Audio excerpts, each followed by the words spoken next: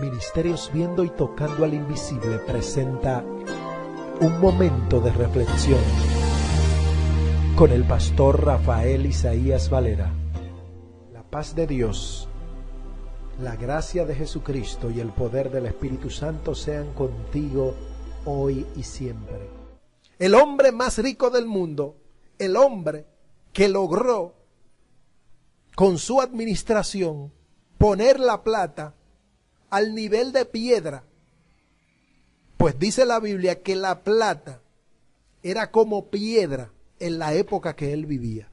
Ya usted sabe las riquezas que había ahí. Y él tenía oro, piedras preciosas, había de todo. Era deslumbrante lo que él tenía y lógicamente lo que recibió fue a través de la sabiduría que Dios le había dado a este hombre. Pero él en su reflexión, porque él cometió muchos errores, él cometió también el error de amontonar y decía, oh alma mía, gózate y recibe tantos bienes, y entendió que también era un miserable y desventurado por lo que estaba haciendo. El libro de Eclesiastés es el libro reflectivo de Salomón, es la reflexión que el Espíritu Santo le da a Salomón acerca de su vida. Y le dice, escribe, para que nosotros entendamos la profundidad en cuanto a las cosas que tenemos y para qué son y de quién vienen y de quién son. Vamos a buscar el libro de Eclesiastés. Tome su tiempo y búsquelo. Y vamos a ver lo que dice. Y creo que es Eclesiastés 9:11. En Eclesiastés 9. Quiero que vayamos al libro de Eclesiastés. En esta reflexión que él hace por el Espíritu Santo, él en el versículo 9, después de narrar acerca de la igualdad, de que un mismo suceso acontece a todos, de que nos gocemos con la mujer que Dios nos da, de que el muerto nada sabe y que mientras estás vivo tienes esperanza, y habla de disfrutar de las cosas que Dios nos permite. En el versículo 11 se detiene y comienza a reflexionar en cuanto a lo que es,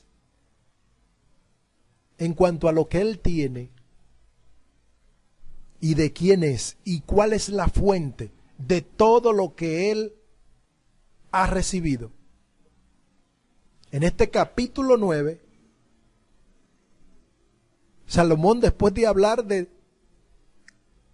todas las cosas que se reciben y habla del disfrute de ellas, que debemos disfrutar con la mujer que Dios nos ha dado, que debemos gozarnos con estos bienes que recibimos, y que un mismo suceso le acontece a todas las personas, al que tiene mucho, al que tiene poco, al rico como al pobre. Él habla de todas estas cosas e invita a la gente a disfrutar de todo esto, y que todo lo que tengamos a la mano para hacer, también habla de todas las cosas que tengamos a la mano para hacer, que lo hagamos. Porque en el Seol, en la muerte, no hay memoria. Pero él en el versículo 11 de este mismo capítulo 9 comienza a reflexionar en cuanto a lo que ha explicado antes. Y él dice, quiero que vayamos, si usted busque su Biblia, porque a veces las personas creen que uno habla por su propia cuenta, o es su propia filosofía, o su propio entendimiento, o visión. Pero no, ya no hablamos por nuestra propia cuenta. Ya no hablamos por nuestra propia cuenta, sino hablamos por el Espíritu. Hablamos la voluntad de Dios. Ya no nuestra propia voluntad, nuestro propio designio, nuestro propio parecer, nuestra propia voluntad, nuestra propia visión. No, ahora es la voluntad de Dios, lo que Dios quiere para el hombre, que es lo que verdaderamente conviene al bienestar espiritual, humano, físico e integral para todos los seres humanos. Y la palabra del Señor dice en el libro de Eclesiastés 9, versículo 11, Salomón habla y dice: me volví y vi debajo del sol que ni es de los ligeros la carrera, ni la guerra de los fuertes, ni aun de los sabios el pan, ni de los prudentes las riquezas, ni de los elocuentes el favor, sino que tiempo y ocasión acontecen a todos. Yo quiero leerlo de nuevo. Y vayamos reflexionando en esto. Porque esto derriba muchas fortalezas humanas. Esto derriba mucha altivez, mucho orgullo, mucha egolatría, mucho egocentrismo de los humanos. Hoy día, Salomón está declarando el pensamiento de Dios y dando a conocer cómo se producen las cosas y quién es que la produce y quién es que la produce y quién es el dueño de todas las cosas. Y él dice: me volví y vi debajo del sol que ni es de los ligeros la carrera, ni aun de los sabios el pan, ni de los prudentes las riquezas, ni de los elocuentes el favor, sino que tiempo y ocasión acontecen a todos. Creo que Salomón está hablando de oportunidad. Hay una oportunidad para todos. Y cuando él dice me volví, es como que él está volviendo en sí. Él está poniéndose en el lugar correcto. Él está reflexionando en cuanto a su vida, en cuanto a su modus vivendi, en cuanto a su accionar diario. Él se está parando. Como dijera Habacuc: sobre mi guarda estaré y veré lo que se me dirá conforme a mi queja. Yo voy a estar atento para que tú me digas qué es lo correcto, para que tú esclarezcas mis pensamientos y los pongas en el lugar correcto. Entonces él se vuelve. Es como cuando aquel hombre, aquel hijo de este hombre que habla la Biblia en esta parábola del hijo pródigo, que después que pide todas sus pertenencias heredadas, la herencia de su padre, se va y gasta todo. Después que él ve el trabajo que estaba pasando, después del cansancio y de la miseria en la cual fue sumida su vida por decidir en su propia voluntad de irse antes de tiempo, de recibir las cosas antes de tiempo, la herencia que tenía un tiempo determinado, él quiere hacerlo antes del tiempo, del propósito que había sido establecido. Cuando él se ve allá cansado, miserable, comiendo con los cerdos, peor que un perro, dice la Biblia que este hombre dice que volvió en sí. Volvió en sí. Es decir, se detiene, se para y dice: pero ¿qué es lo que me está pasando a mí? ¿Qué fue lo que yo hice? Está reflexionando. Está haciendo una mirada retrospectiva de su situación, del accionar, de la actitud que tomó, la cual no le ha dado buenos resultados. Y este hombre dice que vuelve en sí. Dios aquí nos está enseñando que tenemos que volver en sí.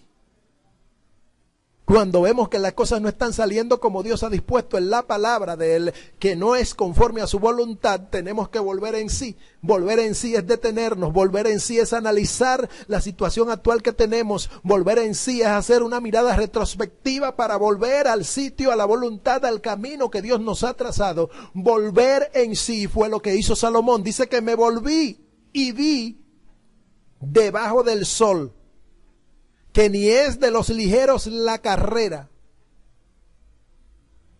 Usted dirá: bueno, yo me preparé, yo hice muchos ejercicios, yo invertí tiempo, y hay que invertir tiempo, hay que hacer ejercicio, hay que prepararse para la carrera, pero debes reconocer que tu triunfo en la carrera no es porque tú eres muy ligero, No es porque tú tienes mucha capacidad, porque ensayaste mucho, porque hiciste tantas cosas, porque tú te alimentaste bien. No es de los ligeros, porque hemos visto que hay gente que no come bien, ni se ha alimentado bien, ni se ha nutrido bien su cuerpo, como el rigor de estos deportistas que dicen las personas expertas en el deporte que hay que tener una trayectoria desde la niñez. Sin embargo, vemos en la realidad que hay gente, y podemos mencionar el caso de nuestro país, hay gente aquí que ha pasado muchas necesidades, y vemos también los casos que la mayoría de los buenos deportistas de aquí salen de barrios, de sectores donde la necesidad es el común divisor entre todos. Han salido boxeadores, corredores de campo y pista, han salido gimnastas, han salido mujeres que levantan pesas, muchas personas de lugares y de situaciones muy difíciles y con una niñez muy oscura y dolorosa. Sin embargo, han ganado premios, medallas de oro, galardones internacionales, han competido con los que nunca han pasado hambre, con los que nunca han tenido necesidad, que ni siquiera saben lo que significa esa palabra, una situación difícil, un apagón, una falta de alimentos necesarios en el desayuno, con los nutrientes que necesita su cuerpo, nunca lo han visto. Sin embargo, estos muchachos, rompiendo todo parámetro humano, científico, de lo que es correcto en el área de los deportes que los expertos conocen, han roto todos los parámetros. ¿Cómo lo han hecho? Tenemos que venir aquí a lo que dice Salomón. Me volví debajo del sol y vi que ni es de los ligeros la carrera. No es de los que nunca han pasado hambre, no es de los que se han capacitado, de los que tienen las mayores tecnologías para ejercitarse y de los que han ensayado y practicado todas las cosas y las instrucciones que se le han dado. No. Es que tiempo y ocasión acontecen a todos, es que el favor de Dios viene sobre ellos, sobre malos y buenos viene el favor de Dios, aleluya. Hay gente que no han hecho nada para recibir y reciben, aleluya, una herencia, reciben un favor de Dios. Es tiempo y ocasión, es la oportunidad de Dios que viene a las vidas. De tiempo en tiempo Dios provee una oportunidad para los seres humanos. A veces no la aprovechamos, a veces no vemos que llega, pero hay una oportunidad que Dios tiene para cada vida, aleluya, en cada tiempo, en cada momento, en determinado país, en determinada situación, para bendecirnos. Tiempo y ocasión vienen a todos. Esto es oportunidad de Dios para tu vida y mi vida. Y Él sigue diciendo, ni la guerra es de los fuertes. No es porque hayas sido y te hayas preparado como estratega de guerra con los mejores combatientes, con los mejores soldados que tienen experiencia en la guerra. No es por eso, no es porque tu país sea un país, aleluya, que está preparado con los armamentos necesarios para destruir cualquier país. No es por eso, no es por tu entrenamiento, no es por tu fuerza, no es porque tú fuiste a un gym, a un gimnasio y te entrenaste y te ejercitaste para recibir fuerza, porque te alimentaste bien. No es de los fuertes la guerra, dice Dios a través de Salomón. Dice el Espíritu, no es de los fuertes, no es por tu fuerza. Por eso dice la Biblia, oye, no es con mi fuerza, dice el Señor, sino con mi espíritu. Ni aun de los sabios el pan. El alimento que recibimos no viene por nuestra sabiduría. El alimento que recibe el ser humano no es porque te has bajado a trabajar porque tú lo tienes. No, porque de hecho quien lo produce el alimento es Dios. Si Dios decide, aleluya, parar los frutos, que la tierra no dé frutos, por más que trabajes, por más que hagas, no vas a poder comer, no vamos a poder alimentar, no vamos a alimentarnos con los alimentos necesarios para nutrir nuestro cuerpo, sino que a pesar de que tengamos el dinero, vamos a morir. Si Dios hace cesar los alimentos, hace cesar la tierra para que produzca fruto, no es de los sabios el pan. Y mire que Salomón tenía tanta riqueza, pero él entendió, reflexionó, después que cometió tantos errores, después que se dejó envanecer por las riquezas, por las mujeres, se dejó llevar por los ídolos. Después que desobedeció a Dios, se reflexiona y el Espíritu Santo le da para escribir, para que nosotros hoy no pasemos por lo mismo y aprendamos para no caer en el mismo hoyo que cayó Salomón al creerse en un momento dado que era por su sabiduría, que era por su capacidad, que era por su habilidad. No, él se volvió en sí y dijo, no es porque yo sepa mucho, no es porque yo tenga mucha riqueza, no es porque tengo un ejército fuerte, no. Me volví en sí, recapacité, reflexioné y dije, no voy a ser como Nabucodonosor, que dijo, este reino que yo creé con la fuerza de mis manos, todo esto lo he creado por mi capacidad, por mi ejército, por la gloria de mis antepasados. No, todo lo que tenemos viene por una gracia de Dios. Y Salomón reflexiona en esto por el Espíritu y dice, no es de los ligeros la carrera, ni la guerra de los fuertes, ni aún de los sabios el pan, ni de los prudentes las riquezas. Óyelo bien, no es por tu prudencia, por tu capacidad, porque tú eres un hombre que piensa, que te levantas temprano y por eso tú planificas y la capacidad que tienes y los estudios y las herramientas que has obtenido y la tecnología, por eso es que tú prosperas. No, dice Salomón que no es de los prudentes las riquezas. O sea, por más prudencia que tengas, lo que tienes, lo que logres, las riquezas, la prosperidad, el bienestar que logres, no es por tu prudencia, no es por tu sabiduría, no es por tu capacidad, no es por la tecnología, por los recursos que poseas, sino que viene de Dios. Es una oportunidad de Dios que te ha dado, como se la puede dar a otro y como se la dará a otros.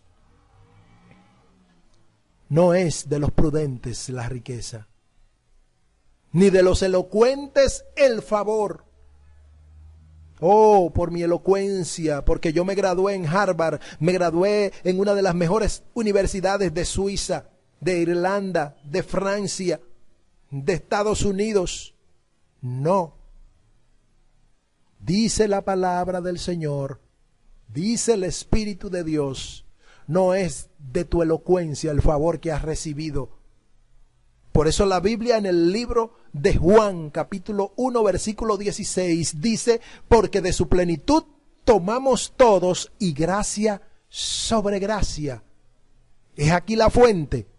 De la plenitud tomamos todo, de la plenitud de Cristo tomamos todo, de la plenitud, de la abundancia excesiva. Esto significa abundancia, lo completo de Dios, donde no hay falta de nada, donde hay abundancia excesiva de todas las cosas. De su plenitud tomamos todos y gracia sobre gracia, regalo sobre regalo. Y aquí no dice solamente los cristianos, los que obedecen a Dios, dice que tomamos todos. Por eso dice la Biblia que Dios deja salir su sol sobre malos y buenos. Si Dios fuera tan malo como lo han pintado mucha gente hoy de la ciencia, mucha gente de alta alcurnia y de riquezas y de conocimiento, los intelectuales de la época, si Dios fuera como ellos lo han tildado, ellos no estuvieran recibiendo sol, ni el aliento de vida, ni la lluvia tampoco. Y sabiendo Dios para qué utilizan el dinero, para deleites humanos, para pecado, para idolatría, sin embargo Dios todos los días, a pesar de que ellos incurren en todo mal, permite el sol, la luna, las estrellas, la vida, el agua, la lluvia, sobre malos y buenos, y hace producir la tierra, los frutos. Sabiendo él que los dueños no glorifican a Dios con lo que hacen. Dios es bueno. Y Él es el que produce todas las cosas. Él es el que pone el querer como el hacer por su buena voluntad en nosotros.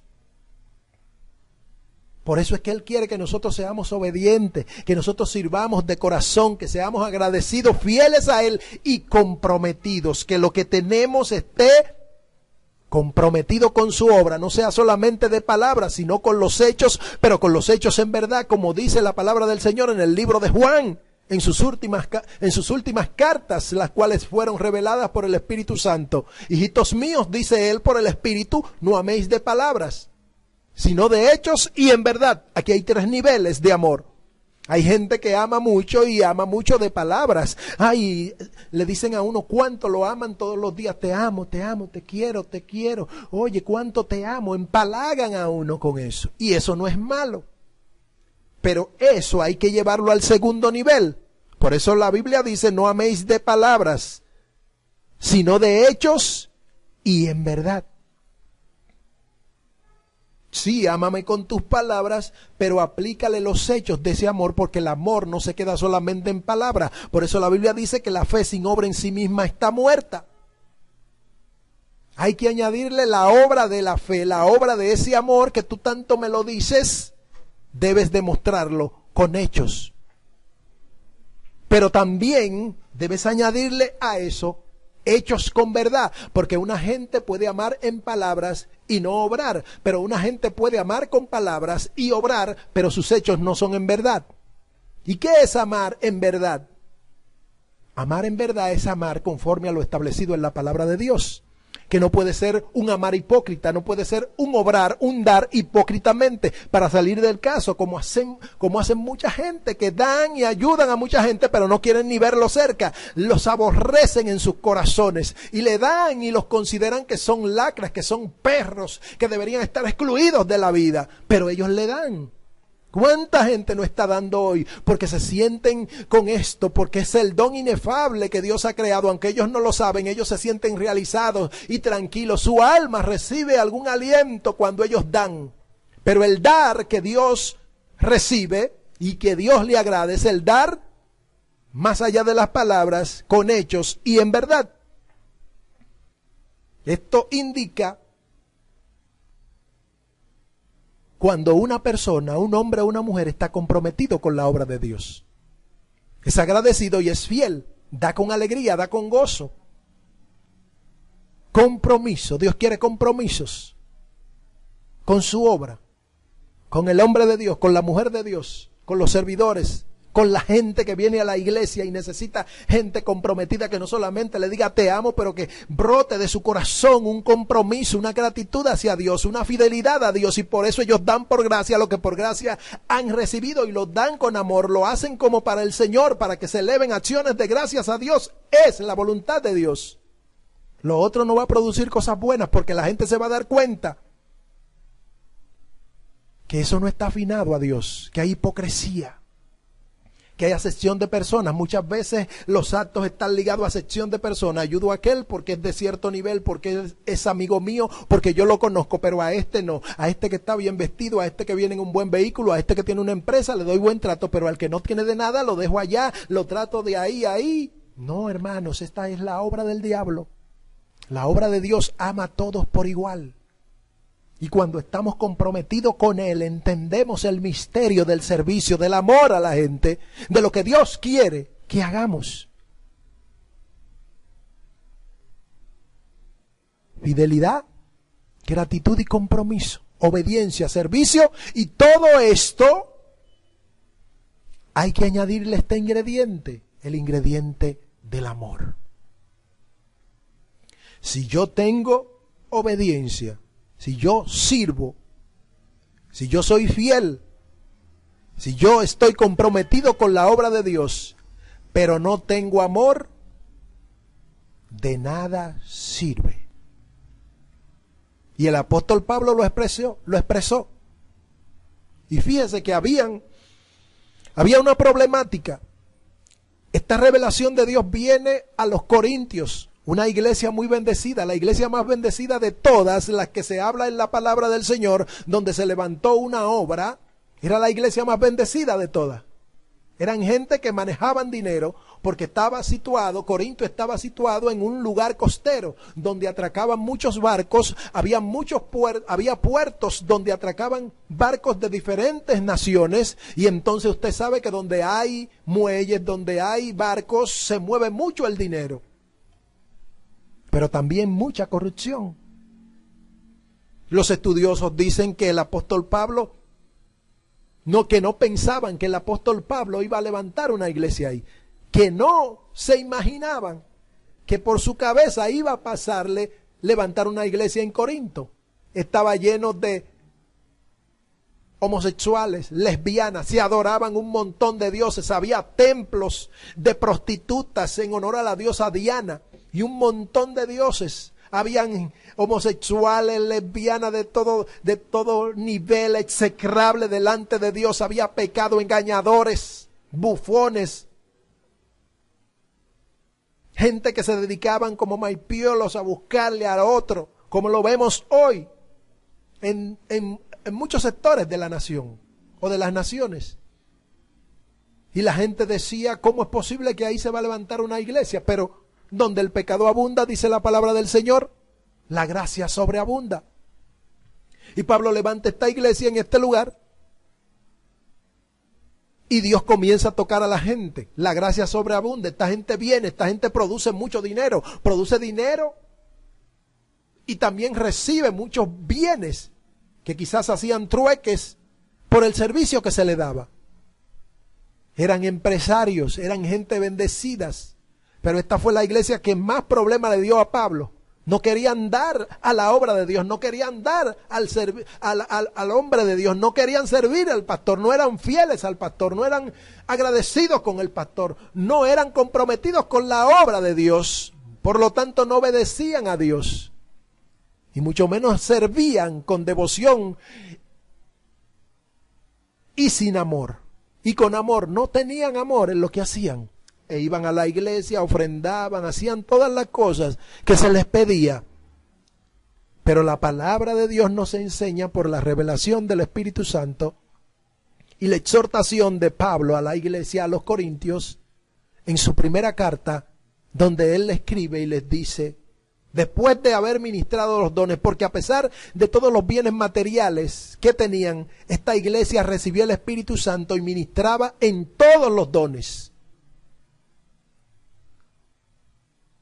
Pero en la inexperiencia y en la falta de Dios, de consagración, el diablo los envolvía y caían en desorden. Pablo tuvo que escribir por el Espíritu Santo le dijo, escribe, para que se ordenen y procuren las cosas mejores, los dones mejores. Y él les tuvo que decir, miren, yo hablo en lengua más que todos ustedes, yo ministro a Dios más que todos ustedes. Como quien dice, ¿qué es lo que ustedes se han creído? ¿Se están envaneciendo por el don que Dios le ha dado? Los dones de Dios son para ministrarlo, para administrarlo, para servirlos en amor. No para envanecerse con ellos. El don de Dios es para mostrar al mismo que lo dio su favor, su amor, su ternura sobre la raza humana. Pablo les escribe en el capítulo 12 y les habla de todas estas cosas, de estos dones, de que ministren el don uno por uno, en orden, decentemente y en orden. Y al final de este capítulo 12 concluye diciéndoles, mas yo os muestro un camino más excelente. ¿Y qué es lo que viene en el capítulo 13?